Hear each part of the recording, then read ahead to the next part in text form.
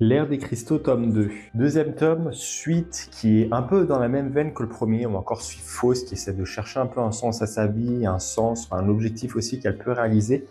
Dans le précédent tome, elle avait rencontré une sorte de petit mollusque qu'elle pouvait essayer de comprendre. On va apprendre que ce mollusque, en fait, a des petites particularités qui va l'emmener au fond de l'océan pour essayer de chercher un peu la vérité sur certains événements et des choses un peu étranges qu'elle a vécues, avec des pages assez magnifiques. Alors, les graphismes de l'atelier de l'ère des cristaux sont assez particuliers par moments, assez simplistes des fois, que ce soit au niveau des visages ou des personnages, mais ou des fois manque de décor. Là, on voit qu'il y a pas mal de pages où il n'y a pas forcément rien. Bon, après, on est au fond de l'océan, ça peut expliquer ça aussi, mais il y a pas mal de pages qui manquent de décor. Mais des fois, on a des pages assez magnifiques. Mais ouais, rien que là, voilà, je tombe sur une autre page qui est assez belle, même si elle est plutôt, sont surtout empreintes d'une certaine symbolique. Et autre chose que je vous disais, alors, c'est un micro spoil parce qu'on le voit quand même sur la couverture et ça va aussi argumenter un peu la suite du récit, mais qui est en gros fausse. Je vous avais dit dans le précédent tome que les cristaux, lorsqu'ils se brisent, on peut les reconstruire, mais ils perdent une partie de leurs souvenirs.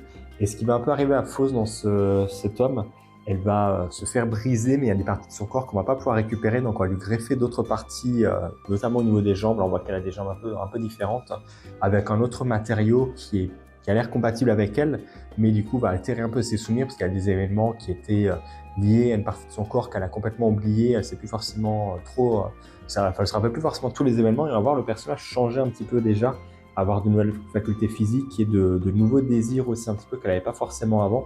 C'est comment dire, très très particulier pour le moment, en tout cas encore un peu à lire. On a une petite truc qui, je pense, sera peut-être un peu mise en avant dans le prochain tome avec Fausse qui essaie d'apprendre un peu de ses aînés. Elle va voir un peu plus, enfin ses aînés, des autres cristaux.